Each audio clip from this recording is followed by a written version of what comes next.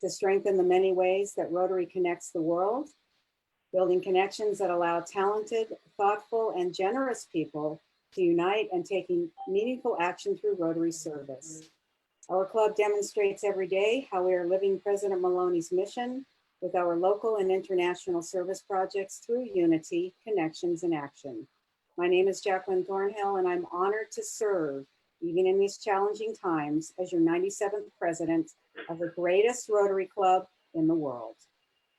So thank you for participating in our Facebook live stream or Zoom.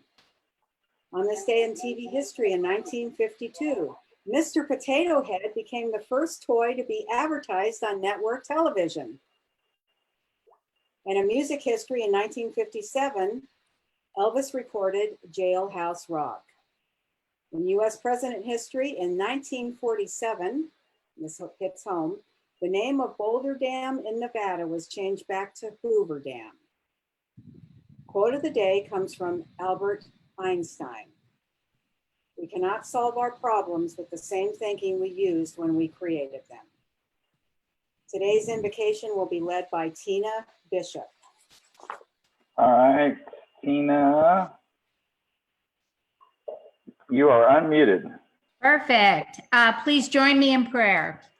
Loving God, your desire is for our wholeness and well-being. We hold in tenderness and prayer the collective suffering of our world at this time.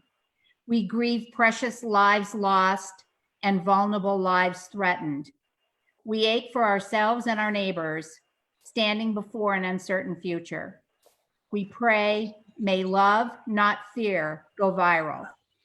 Inspire our leaders to discern and choose wisely. Help reveal to us new and creative ways to come together in spirit and in solidarity.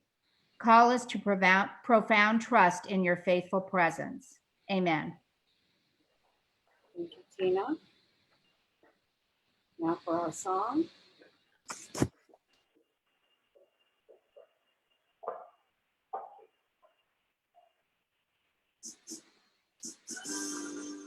And the United States Army.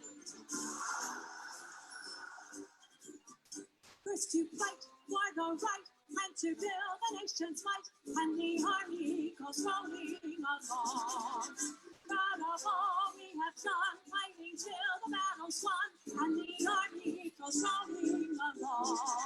And it's high, high, hey, the Army's on its way. Now all the kids on its way. For wherever we go, you will always know that the Army goes rolling along. That the Army goes rolling along.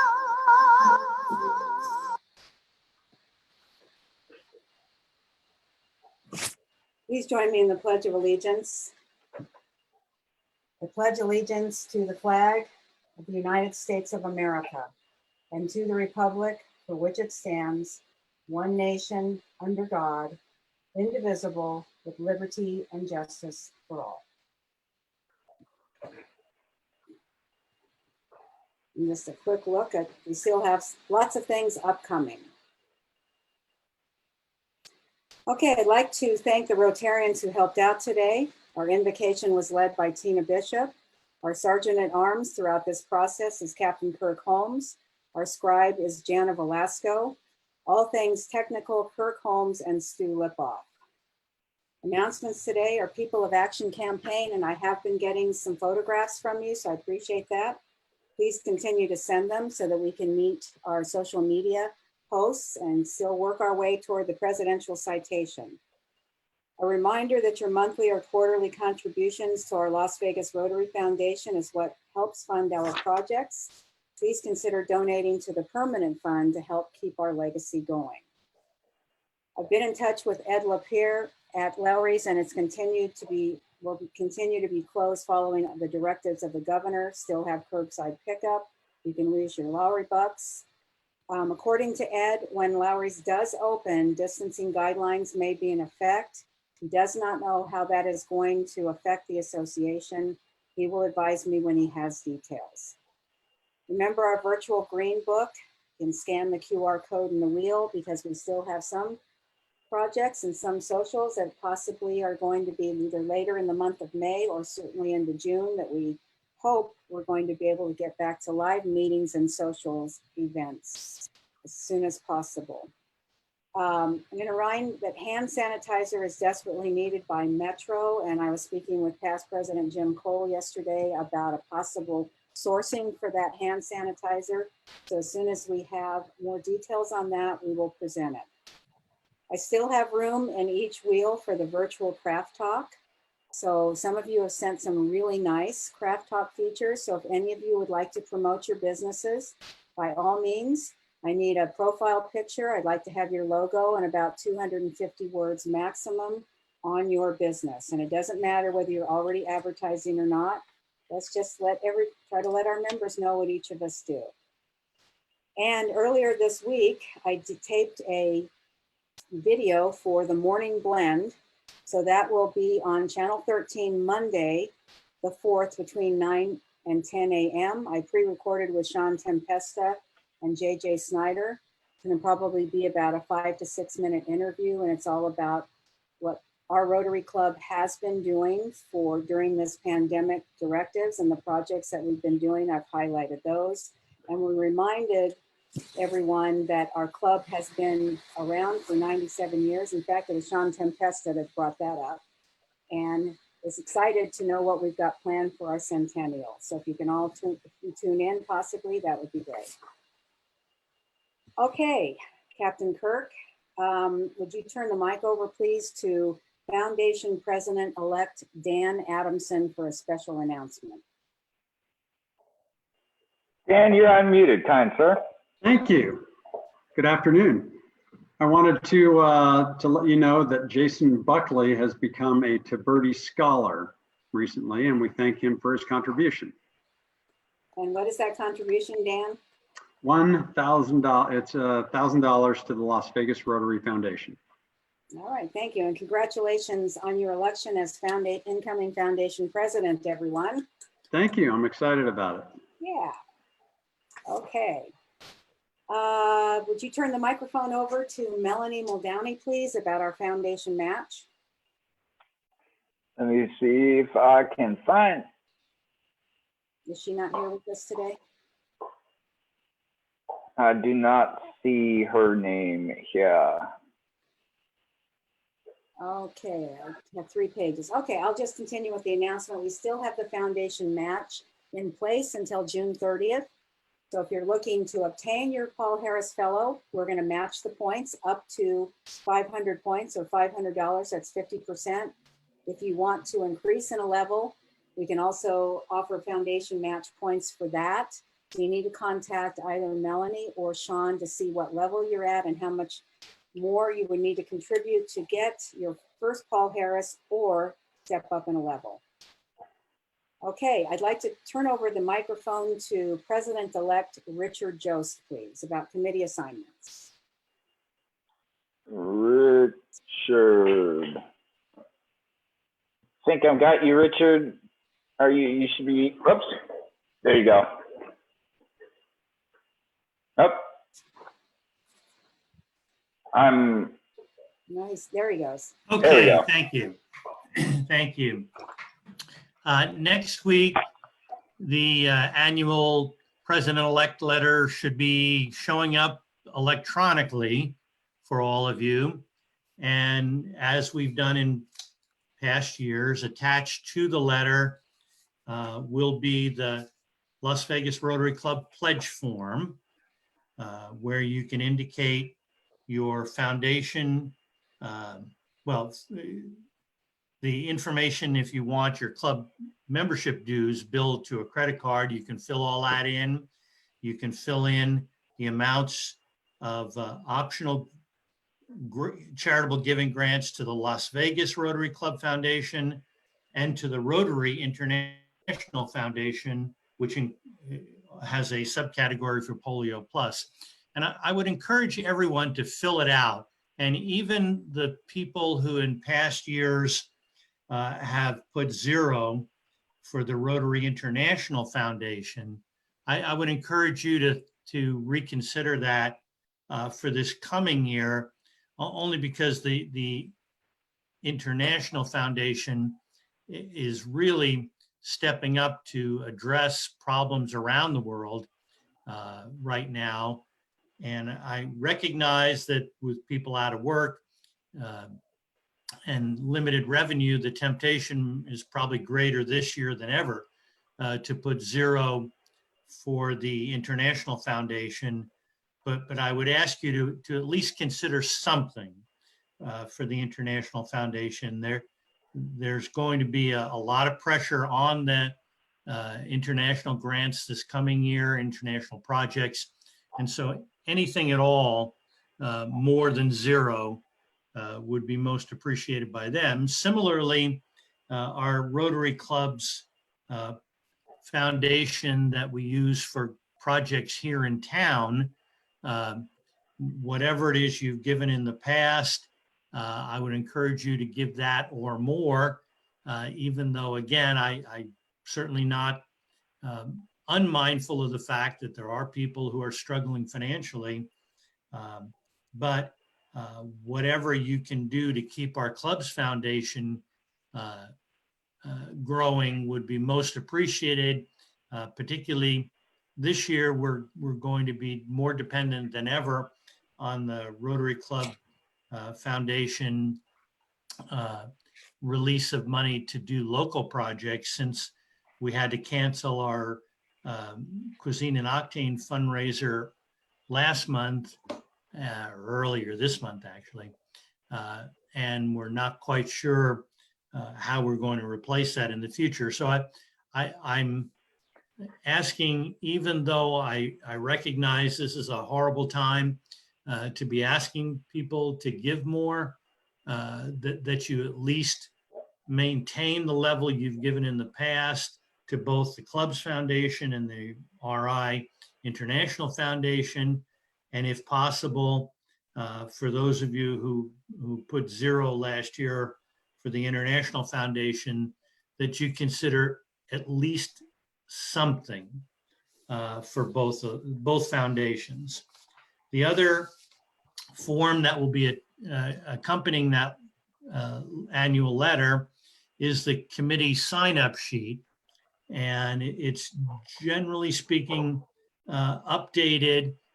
There's still a little bit of movement about within the different fellowships and different committees. Some of the chairs actually are still open.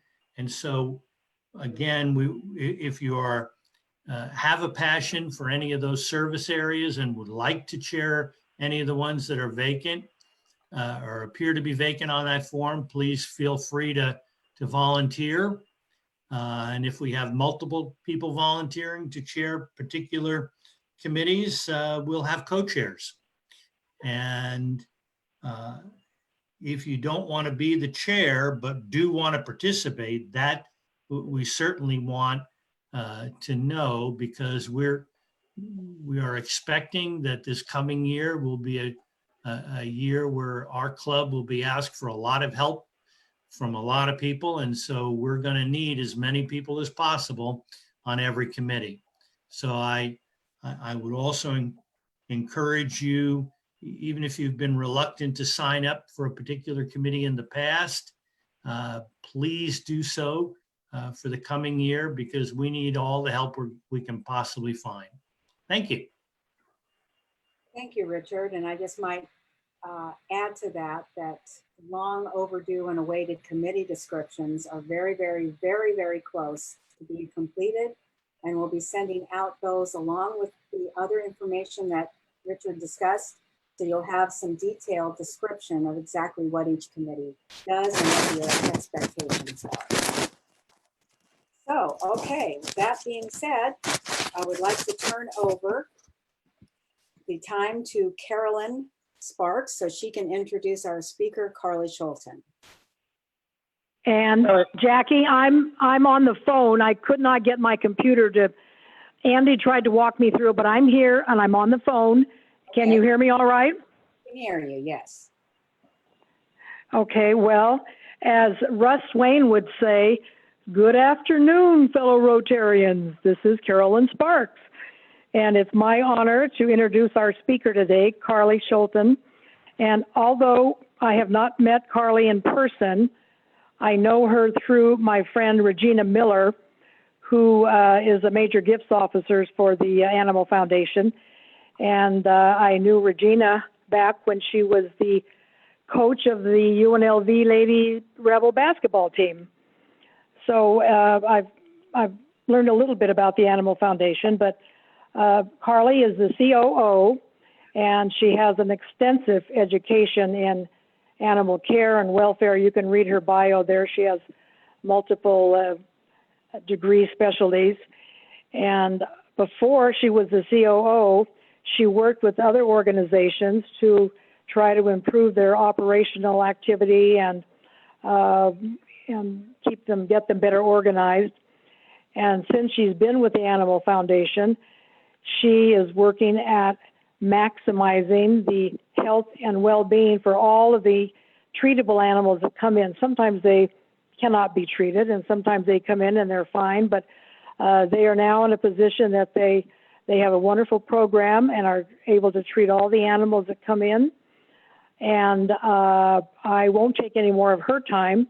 And I'm just so sorry, Carly, that we're not doing this in person, because I'm sure you have some wonderful pictures and might have even had one of your little friends with you. So we'll see if maybe we can't reschedule this again later on and get you at a meeting in person.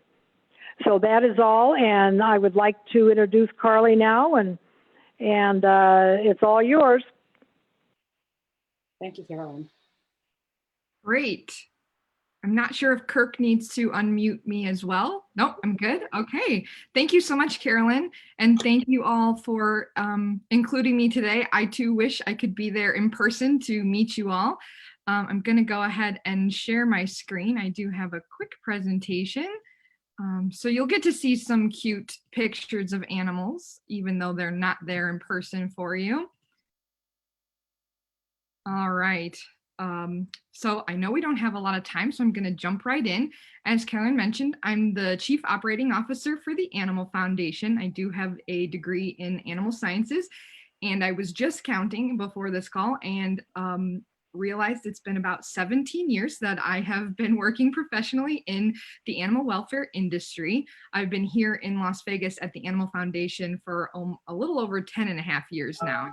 Time certainly has flown. It's been a great experience. Prior to coming to the Animal Foundation, I worked at Paws Chicago, and prior to that, the Champaign County Humane Society, and a couple of others through internship programs and whatnot during my educational experience at the University of Illinois in Champaign-Urbana. And that girl there is my girl, Franny. I miss her terribly. She's my first dog, and she left us last summer, but rescued her from a shelter in Illinois, and she was my inspiration for a lot of the work that I've done. So the Animal Foundation, I hope that many or all of you have heard of us. We have been around in Las Vegas since 1978. We started at that time as a low-cost spay-neuter clinic, which was incredibly progressive for that time. And we've changed and constantly been changing since then. We are a private nonprofit organization, and we currently operate Nevada's largest open admission animal shelter, which many of you likely know as the Lead Animal Shelter. And we also have our adoption centers, and I'll talk a little bit more about that in a minute. We contract for animal sheltering and care services with Clark County, the City of Las Vegas, and the City of North Las Vegas. So any animals that constituents of those areas need assistance with, or any animals that animal control officers from those local governments pick up, come to our facility, and then we try our best to care for them. In 2019, we saved more than 24,000 animals, which is just a massive amount and huge improvements over where we've been in the future, or excuse me, in the past. We are an open admission shelter, and that means that by practice and policy, as well as our contracts, we have to accept every animal that's brought to us by any member of the community or animal control. We don't get to hang a no vacancy sign. We always have to be ready to help whoever is in need. We have gone through, as I mentioned before, quite a bit of change. And most recently in 2015, we made a big announcement. We put a stake in the ground. We call it Mission Possible 2020, and that's our 5-year strategic initiative to save the lives of all healthy and treatable animals who come into our care by the end of the year 2020. And even with everything that's changed in the world since then, we have not lost sight of that and are well on track to accomplish that. As was mentioned leading into my conversation today, because we do have to accept every animal that comes to us, and because we work with animal control, there are often animals that are brought to our facility that cannot be saved for any number of reasons, whether they're sick, injured, and suffering beyond help, or perhaps they're a public safety risk. Sometimes we assist animal control in those situations. And of course, it's our responsibility to make sure that the animals that we place for adoption and place back in the community are going to be safe and great ambassadors for shelter animals everywhere. So saving lives in animal welfare, it's probably more than a 3-pronged approach because there's so much going on, but certainly there's 3 main things that we focus on to maximize our life saving. The first is lowering intakes. When I started at the Animal Foundation in August of 2010, we were accepting over 51,000 animals a year. And at that time, we believe we were the largest single site shelter in the country, a title we didn't want and we're happy to not have today. We've taken a lot of efforts with support of our local government partners and other community organizations to appropriately decrease the number of animals coming into our care, increase spay neuter, increase resources to the community to help people keep their pets. Pets are part of people's families, and if there's ever an appropriate way for us to allow that to happen, we're going to support that effort and prevent that animal from coming into our shelter. In doing that, that allows us to focus our limited resources for the animals that truly have no other choice but to come to us for care. And that's when we then focus on increasing our positive outcomes.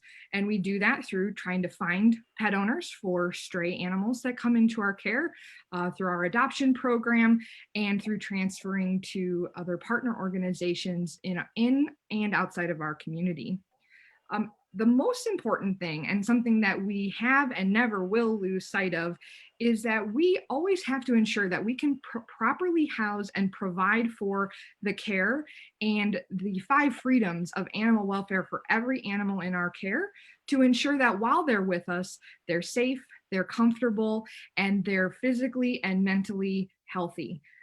If we can't do that, then we're not doing right by the animal, and we make sure that that's never the case.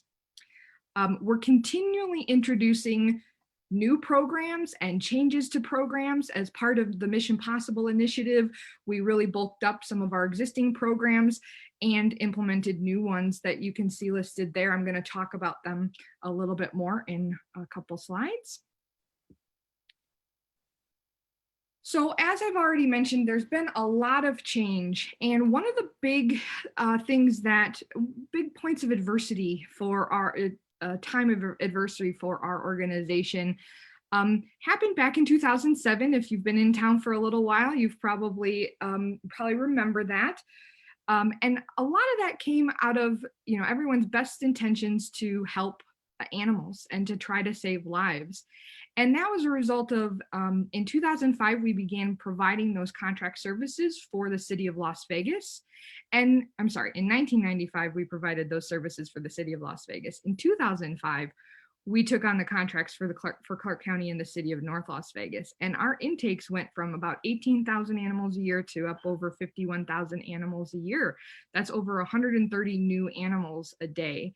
And we were doing that while trying to maintain the same placement practices, and it just didn't work. So we really had to make some big changes to make sure that while animals were in our care, that they were not suffering, and that we were making sure all of the pathways that we set in place to maximize positive outcomes were working as efficiently as possible.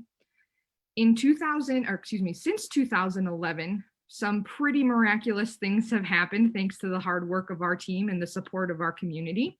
Our intakes of cats and dogs are down by 39%. Our positive placements are up by 44%, and euthanasia is down by 89%. Our live release rate, which is the rate of animals that leave alive, has increased by 136%, which is really phenomenal. Just last year, we were able to finally complete some major renovations and construction on our campus to complete the 8.4 acre property that we operate on. We lease that property from the city of Las Vegas, but we do own the facilities on that property. We completely renovated the lead animal shelter to ensure that we're meeting the guidelines for sheltering and care for animals.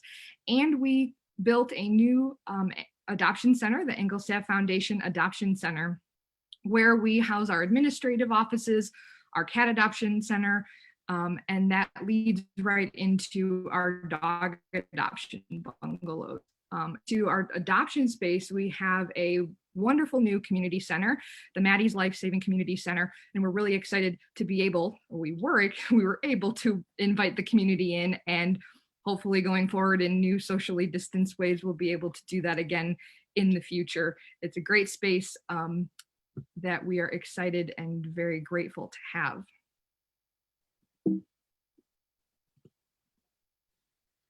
So I've talked a lot about the numbers and the different things that we do, but more specifically, we have several main programs that we focus on. Our adoptions program, that's pretty self-explanatory. Our organization has operated an adoptions program for many years. We have implemented changes in the recent past to try to make sure that any person who wants to adopt, any family that wants to bring an animal into their home, that we've removed as many barriers as possible to allow adoption to be their choice in how they add a pet to their family. It's very easy to acquire a pet, and whenever possible, we would love people to choose the Animal Foundation or another rescue adoption option to adopt a healthy, sterilized pet into their family. While the animals are on campus, it's very important, in order to have a great likelihood of finding them a positive outcome, that we provide them with physical and mental exercise and stimulation to keep them healthy while they're in our care. And there's many different ways that we do that. For our dogs, we have a program called Dogs Playing for Life. One of the best ways we can get them exercise is to allow them to be dogs and to play with each other. We also have our Academy for Canine Etiquette, where we take some of our stronger, bigger-headed friends and put them through different dog training and begin them on the road through Canine Good Citizenship certification. And it's been incredibly successful for a number of our big dogs. And then there's a lot of other things we do as well, making sure they have proper enrichment toys and activities to engage in, whether they're in their kennels or outside of their kennels with our staff or volunteers. One of the most impactful programs that we've implemented since the start of Mission Possible 2020 is our Community Cats program. And we know, and we've known for a little while now, that how we save cats is very different than how we save dogs. And cats are a part of our community. They live out in our community, and the best way that we can serve them and save them and reduce the number of cats living outside in our community is when they come into the shelter. If they're in good condition, and that tells us that they were successfully living outside, we're going to sterilize them, vaccinate them, notch a tip in their ear, and put them right back out to their outdoor homes. And for the cats that already live outside, that's the best thing for them. For the cats that maybe have an owner or more than one owner, as many do, they're more than 10 times as likely to get back to their home or to find a new home if we put them back outside than if we keep them in the shelter. So that program has been incredibly successful. We're grateful to the support of from our local governments and our community on that program. And I know our cats enjoy it and appreciate it as well. That allows us to reserve the shelter resources for the cats that don't qualify for that program. We also have a low-cost wellness clinic where we offer low-cost vaccines, microchips, and spay-neuter services. Unfortunately, we have had to close that for the time being due to the COVID-19 outbreak to ensure that we are aligned with all of the expert recommendations from across the country and to ensure that all of the different PPE equipment that our team uses as well can be reserved and sent to the human healthcare industry. But we're looking forward to opening that back up soon. One of the other ways that I started to talk about that we reduce intakes responsibly is through surrender prevention programs and safety net programs. We call our program KEPT, which stands for Keeping Every Person and Pet Together. And we offer food pantry services, assistance with medical costs, assistance with pet rent or pet deposits, and many other ways that if a family is facing hardship, that we can help them keep their pet with their family, because that is the best thing. And not only that, it's often less expensive for us to help a family through those hardships than it is for us to take that animal into our care and use up the limited resources we have in-house to shelter it and then have to find it a new home. Most families who are looking for assistance or potential surrenders don't want that to be the outcome. They want to keep their pet. And if there's any way that we can responsibly do that with them, we absolutely take that opportunity. And that program's been a huge success. We have seen a little bit of an uptick in requests for assistance through that program, specifically the food pantry during the pandemic. And we do expect as people continue to be out of work that we'll see that growing, and we're putting plans in place to be able to support the community through that to keep their animals with their families. And finally, we have an amazing program for fosters and transfers. So we have about 120 partner organizations in our region and outside of our region that are able to transfer animals from us to find them permanent homes. Many of them have resource capabilities that we simply don't have at a large shelter. And other times they're breed specific rescues. They know their breeds better and have networks of people looking to adopt, maybe it's a golden retriever or a German shepherd or something like that. And we're really grateful to our partners. Our foster program helps thousands of animals every year. In most cases, foster animals are animals that are simply too young and need a little bit of time in a home environment to grow up to be adoption age. But we also have animals in foster care that sometimes have medical issues or are a little bit too scared in the shelter environment. And our fosters, again, help prepare them for adoption. Right at the beginning of the COVID pandemic, we did put a call out to our community to assist in fostering animals in the shelter that wouldn't necessarily need foster care, but because we didn't know what was going to happen and what to expect from a shelter intake perspective, we wanted to make sure we had capacity at the shelter should we see an influx of intakes. And in a matter of about 2 weeks, we had almost 1,400 people apply to foster animals from us, far more than we had animals available to put in their homes. We're incredibly grateful to the community for that. And we're keeping all those people in mind and reaching out to them as animals come in spring and summer's kitten season. And so we see lots of young and underage kittens coming in needing foster care. So we're grateful to the community for their support through that. And always, of course. Whoops. And that's the quick overview of who we are and what we do at the Animal Foundation. I'd be happy to answer any questions if we have time. Which we do, and we've got a ton of questions. Oh boy. Yep. So let's see here. Question numero uno is, how are some of these stay-at-home directives affecting the animals? Oh, that's a good question. Well,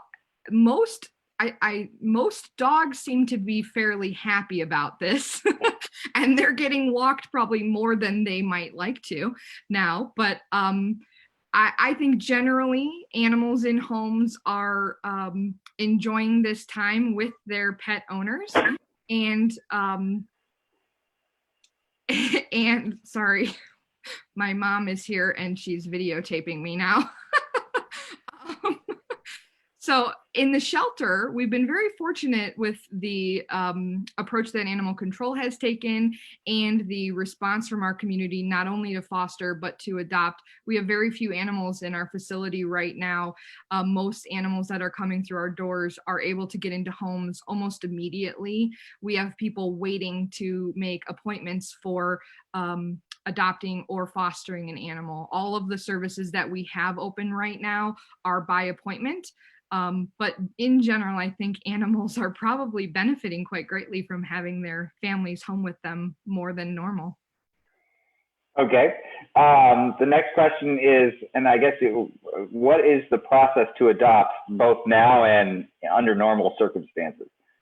Yeah, so under normal circumstances, you would come and visit our adoption facility, which is in the picture on the screen, and you'd be able to walk through and visit the animals as you like. If you want more assistance, we have team members and volunteers who can help with that, but we want people to have the experience they'd like to have. When you see an animal that you're interested in visiting with in our dog adoption bungalows, a volunteer staff member helps get the dog out, lets you spend some time with it. And then we take you through a counseling conversation that's really mostly just a conversation, making sure that we gather the appropriate information, answer any questions you have, determine that it's a good match with you. And then the animal would be able to go home with you if they're already sterilized. If they're not, then typically we're able to do that surgery the following day. And you'd pick up the following day. Right now, we have we're doing adoptions by appointment. Because our population is so low, we are making appointments when you can call to make an appointment for a specific animal that you see on our website. If you have an interest in an animal, we'll let you know what order you are in the queue for that particular animal and schedule a time appropriately. Because of the different orders and the understandable need to prioritize supplies for the human healthcare industry, we're not currently performing spay-neuter surgeries. So all adopted animals are released with a voucher for the owner to be able to come back to us for us to provide the spay-neuter surgery once we're able to begin performing them again, which we're hoping won't be in the too distant future, but we're keeping track of that and we'll be following up with families to get them scheduled for surgeries when we can. Awesome. Next question was, do you foster animals? And that's a yes. Personally, I have in the past, I don't right now, but yes, and we have animals coming in every day that require foster care. All of this information about adoption appointments and signing up to foster are available on our website at animalfoundation.com. Awesome. And then recently there was on the news a pug caught COVID from its owners. Can dogs catch it from other dogs? Can people catch it from their dogs? Those are good questions, and I am not a doctor.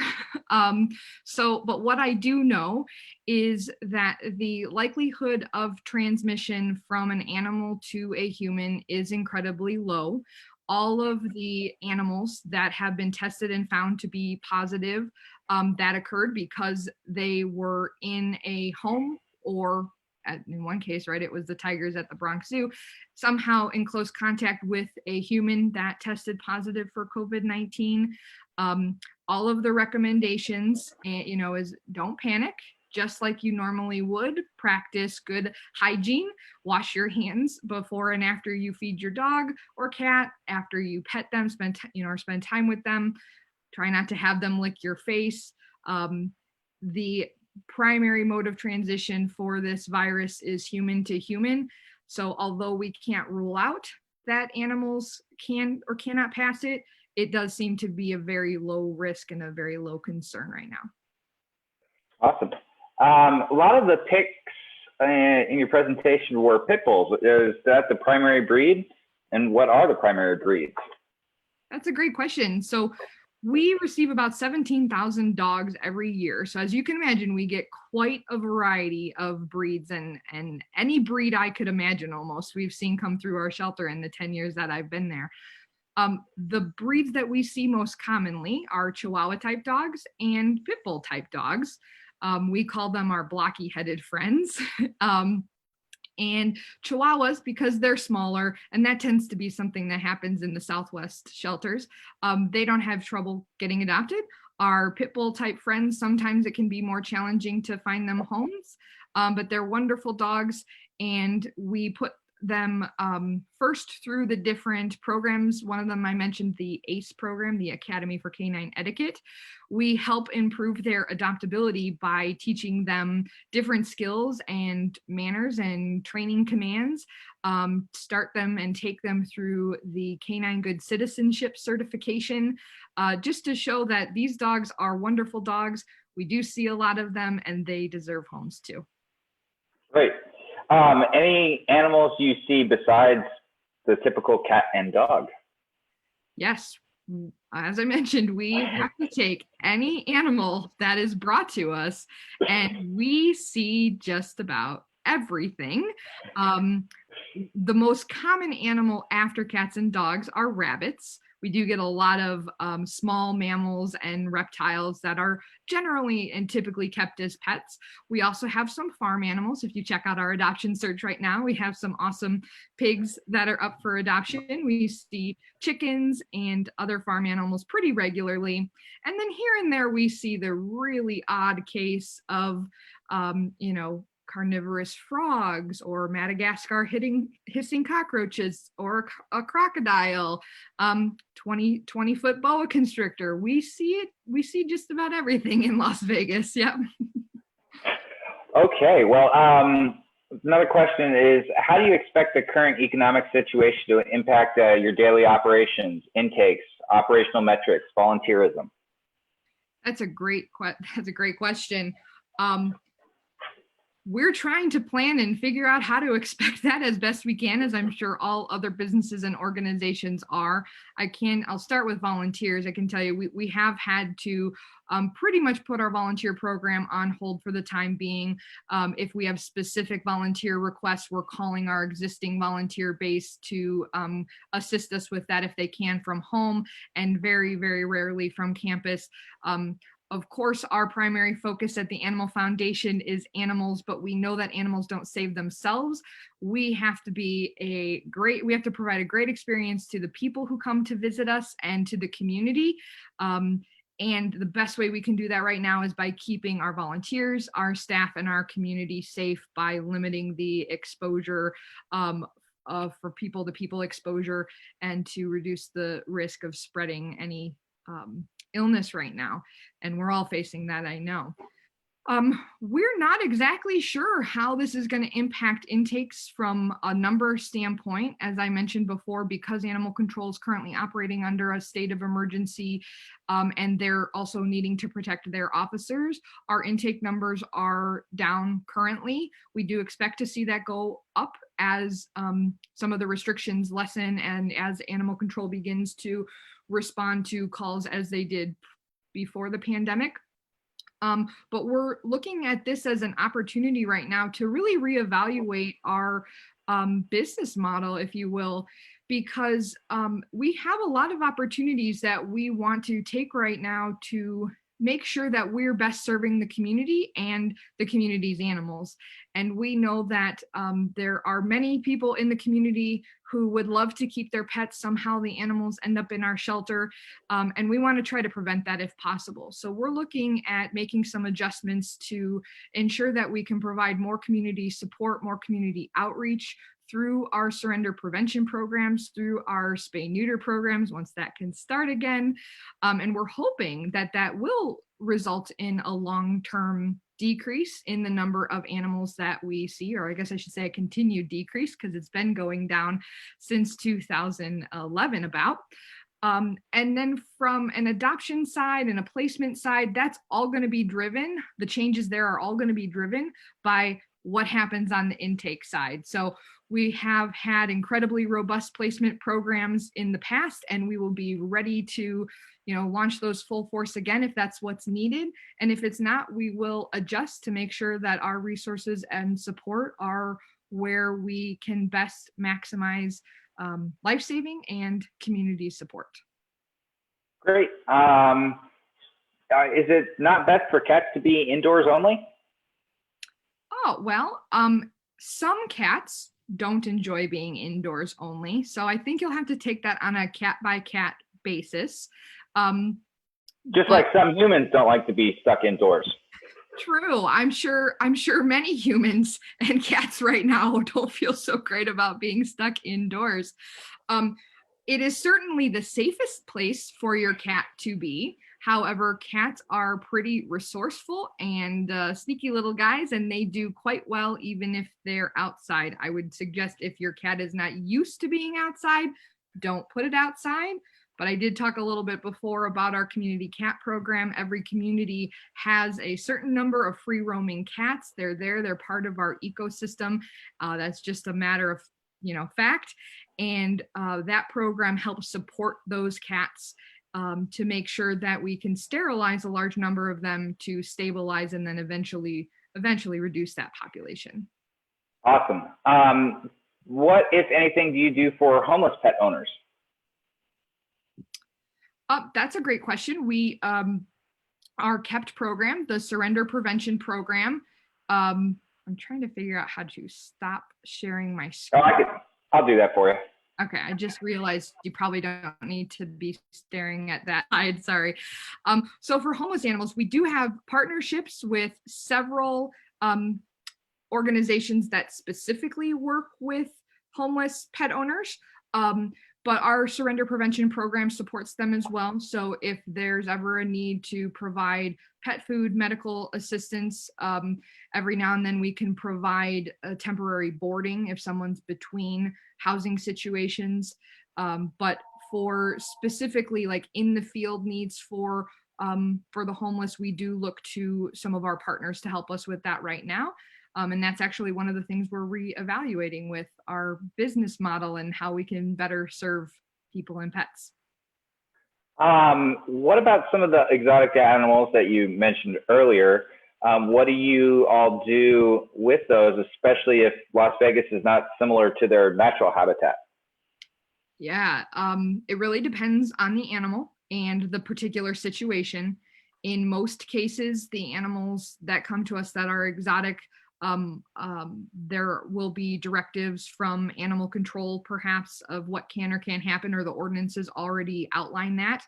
If it's an animal that cannot be kept legally as a pet in Las Vegas, then we work with we call them our paw partners, other rescue organizations and sanctuaries that specialize in that particular species, whatever it might be, and we place the animal with that kind of program. We had a wallaby one time come in, and we sought out a particular rescue that specializes in that type of animal, and they were able to take them into their sanctuary. Don't give them to the Tiger King, in other words. No. All right, and then last question, which is kind of a two-parter. How many animals are typically adopted per day, and has adoption gone up since the pandemic started? Per day, we typically average about 40. That does fluctuate quite a bit during the week. Of course, Friday, Saturday, and Sunday are our busiest days of the week. Right now, adoptions are down a little bit simply because we don't have as many animals coming into our care. But the interest from the community in adopting has certainly remained steady, and if not, it's increased a little bit. There's a lot of people looking to add a pet to their family at this time, and we're trying our best to support that desire as well. If we don't have an animal that they're interested in, we refer them to the many partners that we work with, and then also remind them that new animals come in every day, and so sometimes you just have to be a little bit patient if we don't have what you're looking for right now. Oh, and there's one. Wait, can I drop off Michael Gordon in hopes of being adopted? Probably because he's exotic, because he's from South Africa. So that was, I guess, another question. I'm not. You else So want to help me with that one? I don't know how to answer that one. I think that's all the legitimate questions we have. Thank you so much for your time. I'm going to unmute Madam President. Thank you. Carly, thank you very much for your time with us today. You're obviously a very passionate animal lover, as all of us are on this meeting and throughout our Rotary Club. We all have pets. We love them dearly. And we now know that there's a place in town, and I know there's others. But thank you for coming and telling us all about the Animal Foundation and all the wonderful work that you're doing there. We really, really appreciate your time. You're very welcome, and thank you so much for having me. If anybody has any questions, please feel free to reach out. My contact information is on our website, or you likely have it from inviting me to this meeting. So thanks again. All right, thank you so much. Okay, everyone, always find opportunities to make someone smile and to offer random acts of kindness in everyday life. Meeting adjourned. See you all next week.